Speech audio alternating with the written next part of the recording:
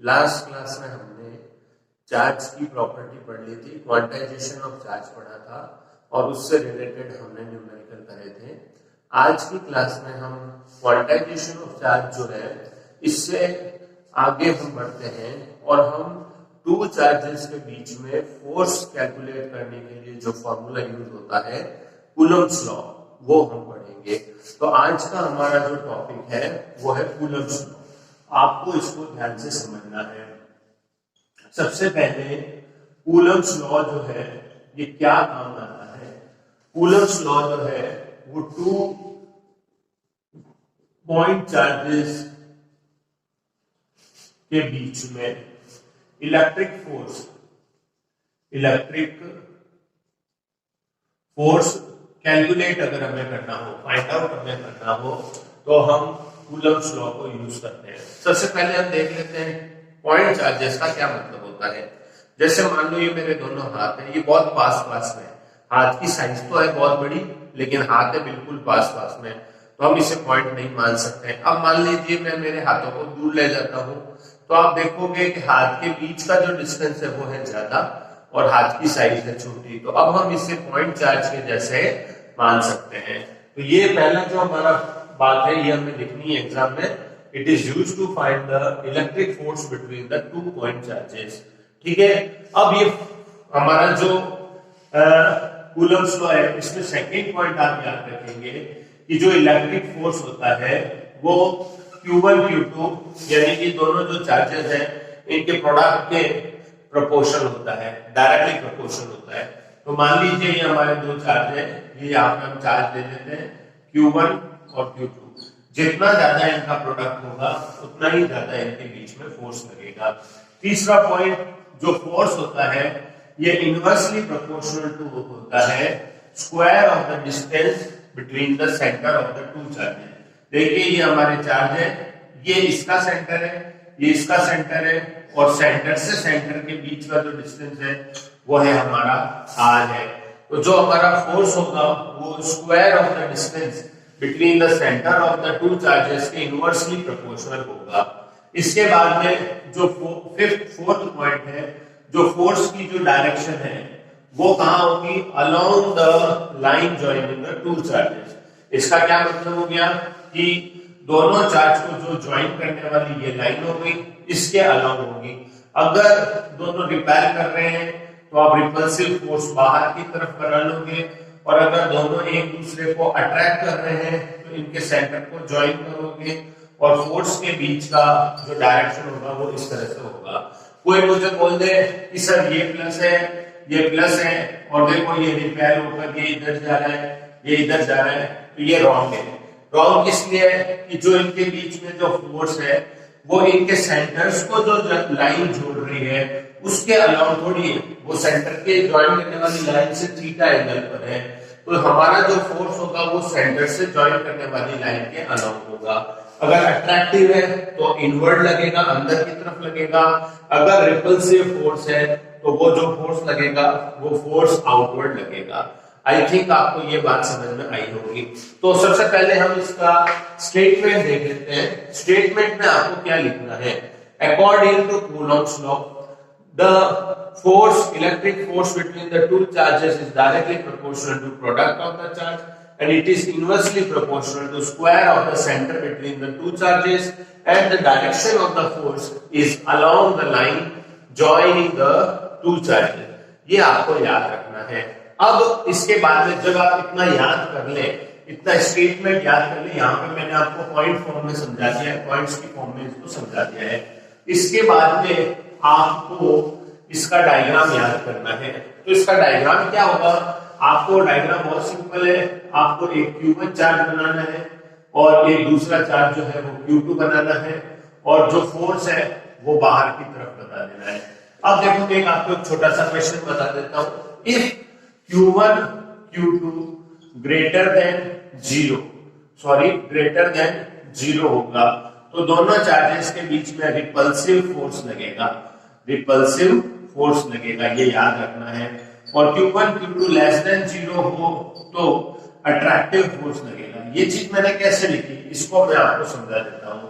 देखो अट्रैक्टिव कैसे होगा कि अगर Q1 की वैल्यू है 2 और Q2 की वैल्यू है -3, तो जब मैं इसका प्रोडक्ट निकालूंगा तो Q1 Q2 की वैल्यू कितनी आ जाएगी, 3 2 6, और माइनस का 6 जो होता है वो लेस देन 0 होता है, तो अट्रैक्ट हो जाएगा। सपोज करो दोनों प्लस के होते हैं तो पॉजिटिव जो होगा वो Q1 Q2 का प्रोडक्ट जो होगा वो +6 हो जाएगा। +6 का मतलब होता है रिपल्सिव फोर्स लगेगा। तो आपको हमेशा ये पॉइंट याद रखना है, ठीक है। तो ये मैंने आपके साथ एक छोटा सा क्वेश्चन डिस्कस कर लिया। अब Q1 Q2 फोर्सेस है और फिर आपको यहां से सेंटर टू सेंटर के बीच का जो डिस्टेंस है वो R मानना है। आप याद रखेंगे R की जो मिनिमम वैल्यू है वो 10⁻⁻15 मीटर है। अगर आपका R 10⁻⁻15 मीटर से कम होता है, यानी 10⁻16 -17 हो जाता है, तो फिर उस जगह पे आपका कूलॉम्स लॉ अप्लाई नहीं होता है। तो कूलॉम्स लॉ की मिनिमम जो रेंज होती है वो 10⁻⁻15 मीटर होती है और मैक्सिमम रेंज इसकी कई किलोमीटर तक हो सकती है। अगर बहुत हैवी चार्जेस को दूर रख दिया जाए तो भी फोर्स जो होगा वो बहुत ज्यादा लगेगा। अब कूलॉम्स लॉ आप इतना डायग्राम बनाने के बाद में F proportional to Q1 Q2 upon R square लिखेंगे। प्रोपोर्शनलिटी का साइन हटाएंगे तो आप यहां लिख देंगे K Q1 Q2 upon R square. K क्या है यहाँ पर, K है आपका इलेक्ट्रोस्टैटिक कांस्टेंट, K है आपका इलेक्ट्रोस्टैटिक कांस्टेंट, ये आपको याद रखना है। और K की जो वैल्यू होती है वो होती है 1/4 पाई एप्सिलॉन नॉट। ये आपके लिए न्यू सिंबल है एप्सिलॉन, जिसको आप मैथमेटिक्स में बिलोंग्स टू भी बोलते हो, या एप्सिलॉन 0 जो है या एप्सिलॉन नॉट जो है, ये K की वैल्यू होगी 1/4 पाई एप्सिलॉन नॉट। और K की जो न्यूमेरिकल वैल्यू होती है वो होती है 9 × 10⁹ newton metre square upon coulomb square. ये यूनिट कहां से आई, यहां से यूनिट आएगी, फोर्स की यूनिट रहेगी newton into metre square upon ये कूलम स्क्वायर नीचे चला जाएगा। अब मैं अगर K की वैल्यू यहाँ पर ये सब्स्टिट्यूट करना चाहूं तो F की वैल्यू जो होगी वो मेरे पास में आ जाएगी 1/4 pi epsilon 0 Q1 Q2 by R square. ये आपको याद रखना है, ये हमारे पास में F की वैल्यू आ जाएगी। अब ये ध्यान रखोगे कि ये एप्सिलॉन 0 क्या है। एप्सिलॉन 0 जो है, एप्सिलॉन 0 है परमिटिविटी ऑफ फ्री स्पेस। ये आपको याद करना पड़ेगा, परमिटिविटी ऑफ फ्री स्पेस, ये एप्सिलॉन 0 का नाम है, परमिटिविटी ऑफ फ्री स्पेस, ठीक है। और एप्सिलॉन 0 की एक फिक्स वैल्यू होती है, एप्सिलॉन 0 की वैल्यू होती है 8.854 × 10⁻⁻12 यूनिट K से इन्वर्टेड होती है, उल्टी होती है, coulomb square upon newton metre square. ये आपको याद रखना है। अब एक चीज और आपको बता देता हूं, बहुत इंपॉर्टेंट है, इसे ध्यान से समझेंगे। अगर हमारे जो चार्जेस हैं, ये दोनों चार्जेस हैं, मान लो प्लस चार्ज है Q1 Q2, इनके बीच में मीडियम प्रेजेंट है, इसके बीच में मीडियम है। मीडियम क्या हो सकता है, medium can be air, medium can be water, medium can be paraffin wax, medium can be glass, plastic, metal वगैरह, कुछ भी मीडियम हो सकता है, कोई भी मटेरियल मीडियम इसके बीच में प्रेजेंट है। तो जो फोर्स होगा उस फोर्स को हम Fm से रिप्रेजेंट करेंगे। जब चार्जेस के बीच में फ्री स्पेस है, फ्री स्पेस का मतलब होता है वैक्यूम, ये आपके लिए नई टर्म है फ्री स्पेस। वैक्यूम आप समझते हो बिल्कुल कुछ भी नहीं, हवा भी नहीं होती, वहां पे वैक्यूम होता है। तो अगर चार्जेस के बीच में फ्री स्पेस है या वैक्यूम है, तब तो आपका ये F का फॉर्मूला चलेगा 1/4 pi epsilon Q1 Q2 by R square वाला। और अगर मीडियम है तो आपके पास में जो फॉर्मूला चलेगा वो चलेगा 1/4 pi epsilon Q1 Q2 by R square. ये आपको याद रखना है। F is denoted for the force in the free space and Fm is denoted for the force between the two charges present inside the medium। अब जो epsilon है, epsilon क्या है, एप्सिलॉन याद करके जाओगे आप, परमिटिविटी ऑफ मीडियम है। एप्सिलॉन जो है वो परमिटिविटी ऑफ मीडियम होता है, ये आपको याद रखना है। ये आपका एक बेसिक फंडामेंटल हो गया। एप्सिलॉन की वैल्यू जो है वो फिक्स नहीं होती है। एप्सिलॉन जो होता है उसकी वैल्यू अलग अलग मीडियम के लिए अलग अलग होती है। एप्सिलॉन 0 तो फ्री स्पेस के लिए होता है, इसलिए एप्सिलॉन 0 की वैल्यू फिक्स होती है, लेकिन एप्सिलॉन की जो वैल्यू होती है वो मीडियम के लिए डिफरेंट मीडियम के लिए डिफरेंट होती है। ये आपको याद रखना है, ठीक है। आई थिंक आपको ये समझना आ गया होगा। तो हमने ये बेसिक कर लिया है कूलम्ब्स लॉ का, ठीक है ना। अब हम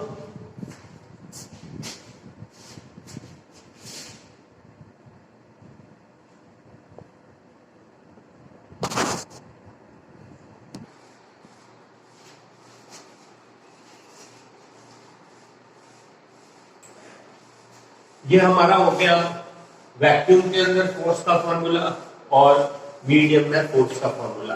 अब हम ये हमारा बेसिक कूलम्ब्स लॉ हो गया है, ठीक है ना।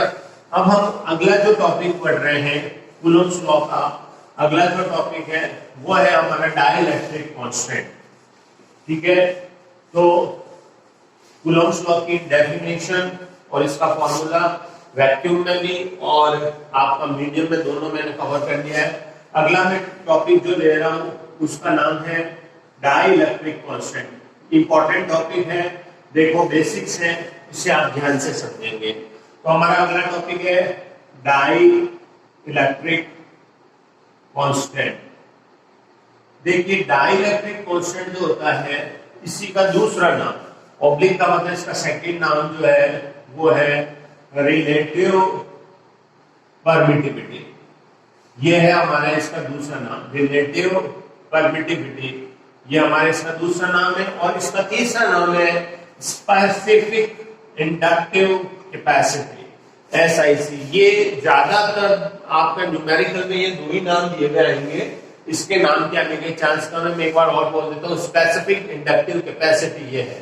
अब जो डाइलेक्ट्रिक कांस्टेंट जो होता है उसको हम एप्सिलॉन R से रिप्रेजेंट करते हैं। अब हम आते हैं भाई एप्सिलॉन R जो है वो हमारा है क्या। एप्सिलॉन R जो होता है ये वैक्यूम में फोर्स और मीडियम में फोर्स का रेशियो होता है। हमेशा आप ध्यान रखेंगे कि वैक्यूम में जो फोर्स होता है वो चाहे कोई सा भी मीडियम हो उसके कंपैरिजन में हमेशा कम ही होता है। तो डाइलेक्ट्रिक कांस्टेंट जो होता है इसकी वैल्यू हमेशा 1 से ज्यादा ही रहेगी, ये आपको याद रखना है, ठीक है ना। अब F की वैल्यू क्या है, अभी हमने प्रीवियस जो पढ़ा था टॉपिक उसमें पढ़ा था 1/4πε0 Q1 Q2 बाय R स्क्वायर। और Fm की वैल्यू क्या है 1/4πε Q1 Q2 by R square. अब हम इसको सॉल्व करेंगे तो हमारे पास में आ जाएगा 1/4πε0 Q1 Q2 by R square into 4πε R square upon Q1 Q2 से Q1 Q2 कट जाएगा, 4π से 4π कट जाएगा, R स्क्वायर से R स्क्वायर कट जाएगा, एप्सिलॉन R की वैल्यू हो जाएगी एप्सिलॉन अपॉन एप्सिलॉन 0। ये हमारे पास में एप्सिलॉन R की वैल्यू आ जाएगी। तो हमारे पास में एप्सिलॉन R का एक सेकंड फॉर्मूला आ गया है। एप्सिलॉन R का हमारे पास दो फॉर्मूला आ गया है, F अपॉन FM और epsilon upon epsilon 0।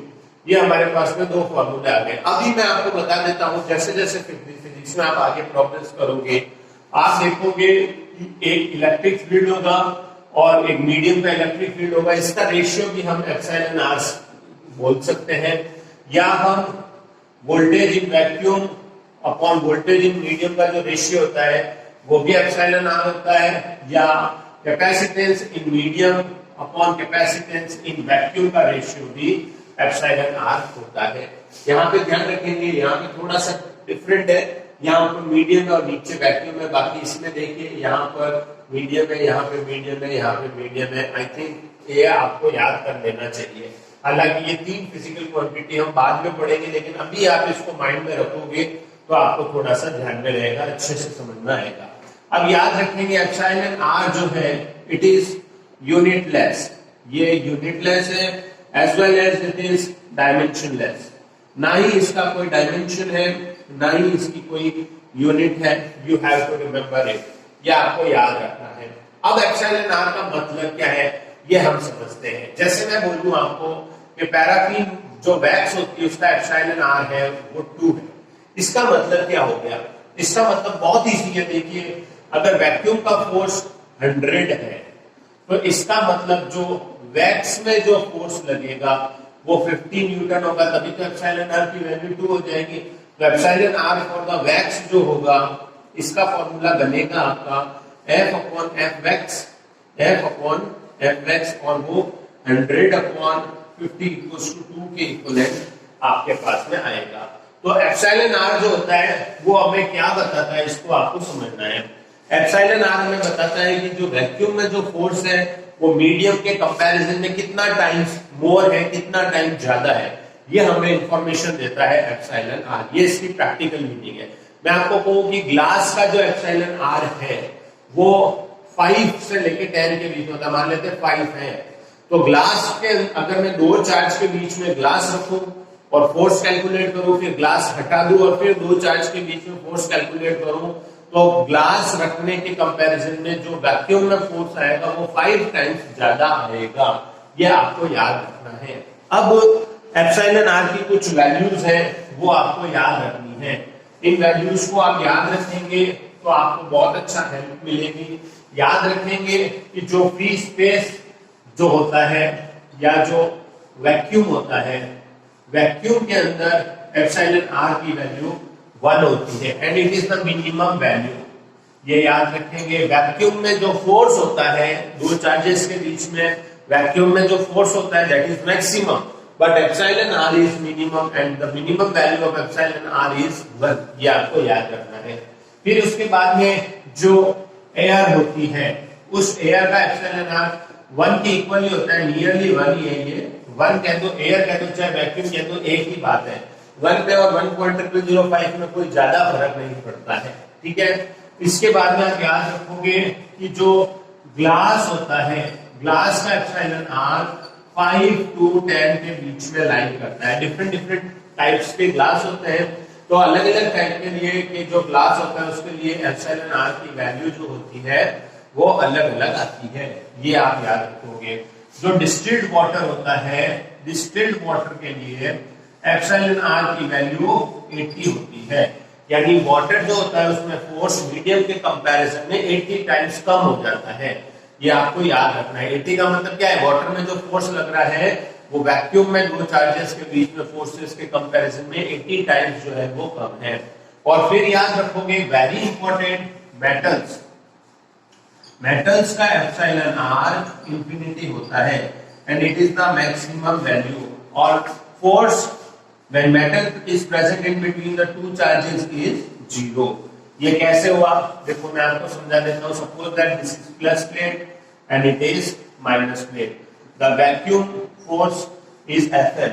Now I place a metallic rod in between the two plates. मैं इनके बीच में मेटल की रॉड डालता हूँ। मान लो मैंने कॉपर की रॉड डाली। अब मैं कॉपर की रॉड डालूंगा, डालते ही क्या होगा? प्लस माइनस एक दूसरे से डिस्चार्ज हो जाएंगे। यहाँ से इलेक्ट्रॉन प्लस की तरफ चलेंगे और यहाँ का चार्ज प्लस को कैंसिल करते ही जो मेटल होगा, मेटल आते ही फोर्स की वैल्यू डिक्रीज होके 0 हो जाएगी। और एप्सिलॉन आर जो होता है वो क्या होता है? F अपॉन F मेटल होगा, तो F मेटल की वैल्यू जो है F अपॉन 0 हुई, तो किसी भी नंबर में हम 0 से डिवाइड करते हैं तो एप्सिलॉन आर की वैल्यू इंफिनिटी हो गई। तो ये आपको याद रखना है। मिनिमम वैल्यू जो है एप्सिलॉन आर की 1 है और मैक्सिमम वैल्यू जो है वो इंफिनिटी है। फोर्स मेटल में मिनिमम लगता है तो वो 0 होता है और मैक्सिमम फोर्स जो होता है वो वैक्यूम में जब टू चार्जेस को रखा जाता है तो वो मैक्सिमम फोर्स लगता है। आई थिंक आपको इतना समझ में आया होगा। अब हम आगे बढ़ते हैं। हमारा जो अगला टॉपिक है वो है, ये हमने डाइलेक्ट्रिक कांस्टेंट पढ़ लिया है। अब हमारा अगला जो टॉपिक है वो टॉपिक है हमारा vector form of Coulomb's law. इसे आप ध्यान से समझना, इससे रिलेटेड भी न्यूमेरिकल्स हैं आपकी बुक में आते हैं, इसे बहुत अच्छी तरह से समझना। Vector form of Coulomb's law देखो बहुत इजी है, सिर्फ 11th के कॉन्सेप्ट्स के ऊपर ही बेस्ड है। Vector form of Coulomb's law कोई घबराने की बात नहीं है। पहले मैं आपको बहुत अच्छे से डायग्राम से इसको समझा देता हूं। Suppose that it is X axis and suppose that it is Y axis. Both axis are meeting at point O, and at point O there is a frame of reference. There are two charges Q1 and Q2. These are the two charges and their position vectors are R1 and R2. ये अब देखो ये बातें ऐसी होती है, ये एक बार बोली जाती है लेकिन आपको याद रखनी होती है माइंड में कि R1 और R2 जो है वो क्या है, पोजीशन वेक्टर। क्योंकि जब आपको न्यूमेरिकल सॉल्व करोगे तो वहां पे पोजीशन वेक्टर की वैल्यू दी गई होगी, तो आपको नोटेशन पता होना चाहिए कि हमारे फॉर्मूले में R1 R2 क्या है, R1 and R2 are the position vectors of charges Q1 and Q2। इसके बाद में देखिए इन दोनों चार्जेस के बीच में जो डिस्प्लेसमेंट वेक्टर है ये R12 है। The point to be noted is that कि मैंने एरो जो है Q1 की तरफ बनाया है तो मैं यहाँ पे पहले 1 लिखूंगा। अगर मैं ये एरो नीचे बनाता Q2 की तरफ इसको लाता तो मैं यहाँ पे R21 लिखता। तो हमेशा ध्यान रखो कि R12 क्या है, R12 is the displacement vector directed from Q2 towards Q1। Q2 से Q1 की तरफ जो वेक्टर जा रहा है दैट इज R12। इसके बाद में हम आगे बढ़ते हैं, यहाँ पे जो फोर्स लगेगा it will be F12. F12 is the force acting on charge Q1 due to Q2 और F21 क्या होगा बेटा, F21 जो होगा this is the force on charge Q2 due to charge Q1। ये आपको याद रखना है। अब याद रखिए बेटा, हमेशा आपको याद रखनी होती है बात कि जो वेक्टर होता है it contains two value, first one is the magnitude and second one is the direction। हर एक वेक्टर में ये बातें होती है। तो अगर हमें फोर्स की कूलम्ब्स लॉ की वेक्टर फॉर्म लिखनी है then we have to write two values, magnitude as well as direction. तो मैं F12 की वैल्यू आपको लिखनी सिखाता हूँ। F12 की वेक्टर फॉर्म कैसे लिखूंगा, पहले मैं मैग्नीट्यूड लिखूंगा। तो मैग्नीट्यूड को मैं लिख देता हूँ K Q1 Q2 upon R का स्क्वायर। ये मैंने आपको मैग्नीट्यूड लिखना सिखाया था। अब मैंने आपको R क्या बताया था, R बताया था distance between the two charges. इस डायग्राम में जो distance between the two charges है वो R12 है और मेरे को इसका मैग्नीट्यूड लिखना है। तो मैं मैग्नीट्यूड कैसे लिखूंगा, आपको अच्छे से पता है कि कोई भी वेक्टर का जो मैग्नीट्यूड लिखा जाता है वो R12 का मैग्नीट्यूड इस तरीके से लिखा जाता है। और इसकी डायरेक्शन कैसे लिखूंगा, अब इसकी, ये तो मैंने मैग्नीट्यूड लिख दिया, अब मैं इसकी डायरेक्शन कैसे लिखूं। इस डायग्राम को ध्यान से देखते हैं। देखो अभी हमारे इस डायग्राम में एक R1 वेक्टर है, एक R2 वेक्टर है, एक R12 वेक्टर है और एक F12 वेक्टर है। अब अगर हमसे पूछे कौन से दो वेक्टर सेम डायरेक्शन में हैं, तो देखो R12 और F12 both are in the same line, दोनों एक ही डायरेक्शन में तो जा रहे हैं। R1 तो इधर जा रहा है, R2 इधर जा रहा है, लेकिन ये दोनों सेम डायरेक्शन में। तो मुझे F12 का डायरेक्शन पूछना है, तो मैं क्या बोलूंगा कि F12 का डायरेक्शन R12 की डायरेक्शन में। तो मैं क्या लिखूंगा यहाँ पर, I will write R12 unit vector. ये आप याद रह जाएगा आपको। R12 वेक्टर जो होता है इसका मैग्नीट्यूड को लिखा जाता है इस तरीके से, ये है मैग्नीट्यूड का साइन। ये मैं आपको थोड़ा सा रिवाइज करा देता हूं। और ये है डायरेक्शन का साइन, ये आपको याद रखना है। ये हमने 11th में पढ़ा था। अब हम 11th में ये भी पढ़ चुके हैं कि जो R12 का यूनिट वेक्टर होता है वो हमारा R12 वेक्टर अपॉन R12 का मैग्नीट्यूड होता है। ये हमने पढ़ रखा है। तो ये वैल्यू हम इस ऊपर वाले फॉर्मूले में डालेंगे। तो इस फॉर्मूले में हम जैसे ही वैल्यू डालेंगे F12, तो हमारा पास में फॉर्मूला जो है वो बन जाएगा K Q1 Q2 R12 vector upon R12 का मैग्नीट्यूड का होल क्यूब। अब देखो दिमाग लगाओ, मैंने यहाँ पर स्क्वायर था, यहाँ पे होल क्यूब कर दिया। कैसे करा, सोचो भाई। अगर मैं R12 की जगह ये वैल्यू रखूंगा तो नीचे ये मैग्नीट्यूड भी तो चला जाएगा और ये मैग्नीट्यूड और स्क्वायर और x स्क्वायर इंटू x क्या होता है, x क्यूब होता है। तो ये मैग्नीट्यूड का स्क्वायर इससे मल्टीप्लाई होकर बन जाएगा R12 का होल क्यूब। अब एक छोटी सी बात और समझ लो, इस वेक्टर को देखो, देखो ध्यान से समझना। ये वेक्टर का इनिशियल पॉइंट यहाँ पर है और फाइनल पॉइंट यहाँ पर है, क्योंकि ये खत्म यहाँ पे हो रहा है ना एरो, तो इसका फाइनल पॉइंट है यहाँ पर। तो अगर मुझे पूछे व्हाट इज डिस्प्लेसमेंट वेक्टर, आप 11th के बच्चों को पूछो डिस्प्लेसमेंट क्या होता है, आपको पता ही है, मैं आपसे पूछता था तो आप बताते थे final position minus initial position. तो अगर मैं आपसे पूछूं डिस्प्लेसमेंट वेक्टर r12 क्या होगा, तो आप कहोगे कि sir final position r1 minus final initial position r2। तो आपको याद रखना है कि जो r12 जो डिस्प्लेसमेंट वेक्टर है वो हो जाएगा final position r1 minus initial position r2। तो ये वैल्यू हम यहाँ पे रखेंगे तो हमारे पास में आ जाएगा F12 की वैल्यू क्या आ जाएगी। अब मैं ये वैल्यू रखने वाला हूँ, ये ब्रैकेट जो है ना ये वैल्यू मैं यहाँ पे रखूंगा। तो ये वैल्यू रखते क्या बनेगा बेटा, ये मेरे पास में आ जाएगा k q1 q2, यहाँ से मैग्नीट्यूड का होल क्यूब बन जाएगा r1 माइनस r2 के मैग्नीट्यूड का होल क्यूब और r1 माइनस r2 वेक्टर। ये मेरा पोजीशन वेक्टर की फॉर्म में क्वेश्चन का आंसर आ गया। तो जब भी आपको न्यूमेरिकल में पोजीशन वेक्टर की फॉर्म में न्यूमेरिकल में डेटा गिवन हो तो आप ये फॉर्मूला लगाओगे, और जब भी आपको डायरेक्टली जो है वेक्टर की फॉर्म में हो, डिस्प्लेसमेंट वेक्टर की फॉर्म में हो, तो आपको ये फॉर्मूला लगाना है। आई थिंक आपको यहां तक बात समझ में आई होगी। अब आप क्या करो, इस वीडियो को यहाँ पे पॉज करो, वापस को एक बार रिवाइज करो और इसको यहाँ से एक बार वापस, इतना आप अपने हाथ से जब लिखोगे ना तब आप प्रैक्टिस होगी। केवल ऐसे बैठे बैठे वीडियो देखने से कुछ नहीं होती, पढ़ाई में खुद को लिखना पड़ता है। ठीक है, तो यहाँ तक हम पहुंच चुके हैं। अब मैं आपको एक इंपॉर्टेंट बात बताता हूँ, वो देखो, आप मेरी बात को ध्यान से समझना। अगर मैं आपको कहूं कि इस डायरेक्शन, इस डायग्राम में देखो बेटा, इस डायग्राम में R12 जा रहा है ऊपर, तो अगर मैं आपसे पूछूं R21 किधर होगा, तो R21 का जो डायरेक्शन होगा वो नीचे होगा, और R12 और R21 एक दूसरे के अपोजिट है। तो मैं ये लिख सकता हूं कि R12 unit vector is equal and opposite R21 unit vector. अब और इन दोनों का मैग्नीट्यूड भी तो सेम है, तो मैं ये भी तो लिख सकता हूँ R12 का magnitude is equal to R21 का मैग्नीट्यूड। चाहे इस चार्ज से Q2 से Q1 जाओ, अगर 2 मीटर डिस्टेंस है तो Q1 से Q2 आओगे तो भी तो 2 मीटर ही रहेगा। तो हमारा जो मैग्नीट्यूड जो है वो सेम है और यूनिट वेक्टर की जो डायरेक्शन है वो अपोजिट है। अब ये दोनों वैल्यू यहाँ रखो, देखो आपको एक नया रिजल्ट मिलेगा।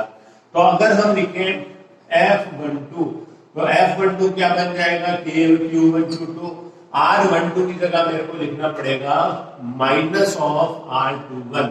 देखो ये R21 लिखा है, इसका माइनस मैंने आगे सब्स्टिट्यूट कर दिया, और इसके बाद में यहां मैं लिख दूंगा R21 का मैग्नीट्यूड का स्क्वायर।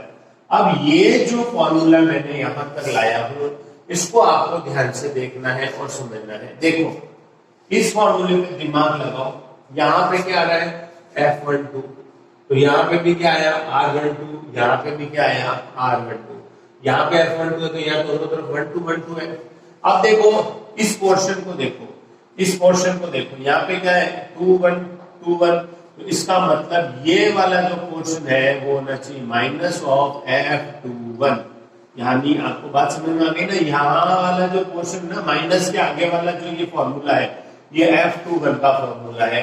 तो मैंने आपको क्या प्रूव करके दिखा दिया, मैंने आपको दिखा दिया कि जो दोनों फोर्सेस पे जो चार्ज के ऊपर जो फोर्सेस लग रहे हैं वो फोर्सेस इक्वल एंड अपोजिट है। कैसे, देखो एक बात बताता हूँ, जैसे ये दो चार्ज है, इसका प्रैक्टिकल मतलब बता देता हूँ। जैसे मान लो ये x कूलम चार्ज है, ये y कूलम चार्ज है, इस पे लग रहा है 3 न्यूटन, इस डायरेक्शन में लग रहा है 3 न्यूटन, तो इसमें जो फोर्स लगेगा वो भी 3 न्यूटन का ही फोर्स लगेगा, और दोनों जो डायरेक्शन होंगी वो दोनों डायरेक्शन एक दूसरे के इक्वल। तो यहां तक हमने देख लिया था कि ये जो फोर्स है वो इक्वल एंड अपोजिट होंगे।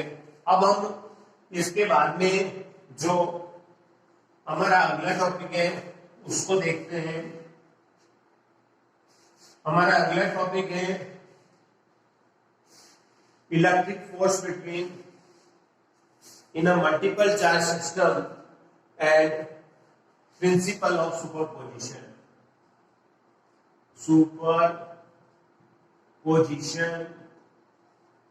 principle।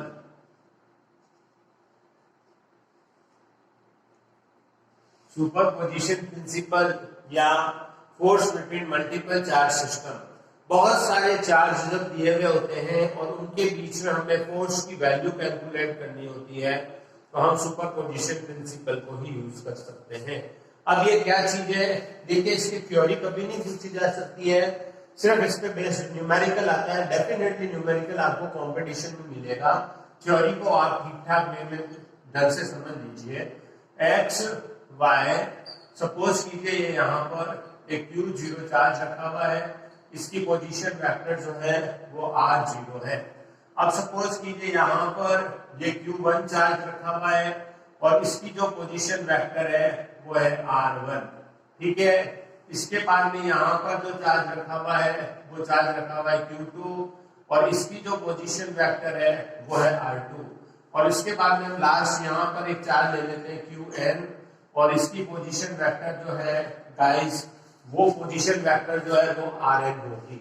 तो देखिए गाइस इस Q1 के ऊपर Q0 जो है इसके ऊपर Q1 जो फोर्स लगाएगा इट इज F01, Q2 जो फोर्स लगाएगा इट विल बी F02 और Qn जो फोर्स लगाएगा it will be F0n। So the total force acting on charge Q0 charge पे जो टोटल फोर्स लगेगा it will be vector sum of all the forces applied by the other charges. ये बाकी जितने भी charge जो है उसके वेक्टर सम के इक्वल होगा। This is our principle of superposition. ये आपको याद रखना है, 1 जो है 0 पे जो फोर्स लगा रहा है, 2 0 पे लगा रहा है, n 0 पे लगा रहा है, इन सब का वेक्टर सम जो होगा वो टोटल फोर्स F0 के इक्वल होगा। अब F0 की वैल्यू कैसे निकालें, बहुत सिंपल है।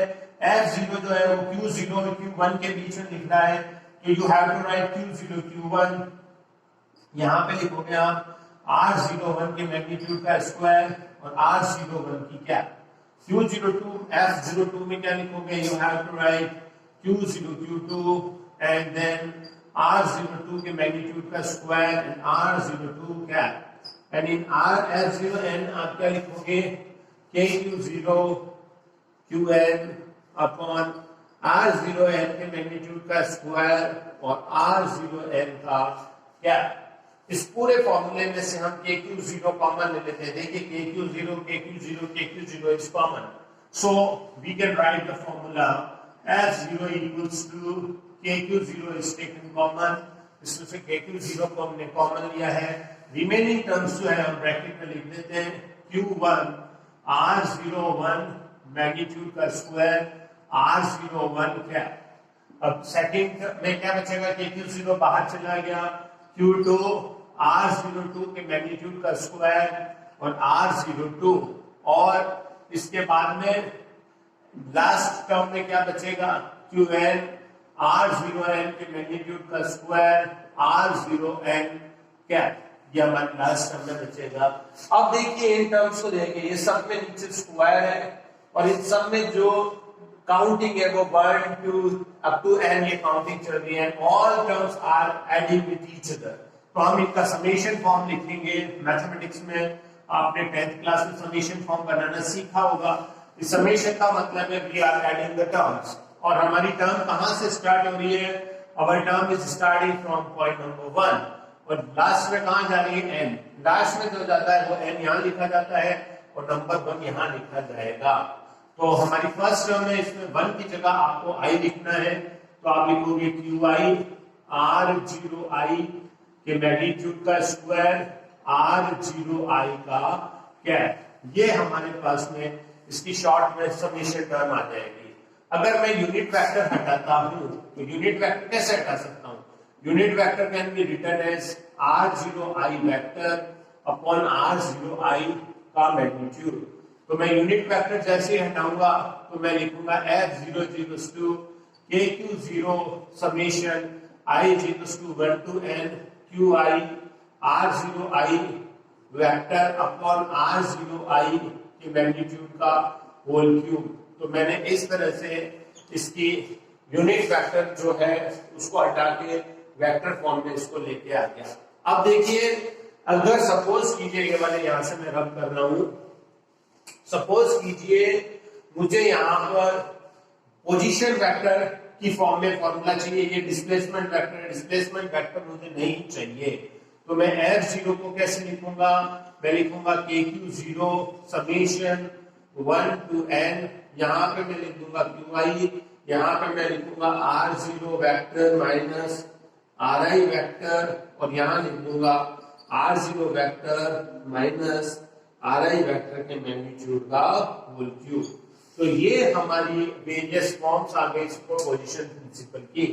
अब आपको ये याद रखना है, whenever we are finding the force between the two charges, देखो अगर मैं Q0 और Q1 के बीच में फोर्स निकाल रहा हूं तो Q2 और Qn की पोजीशन जो है वो उस पर कोई फर्क नहीं डालेगी।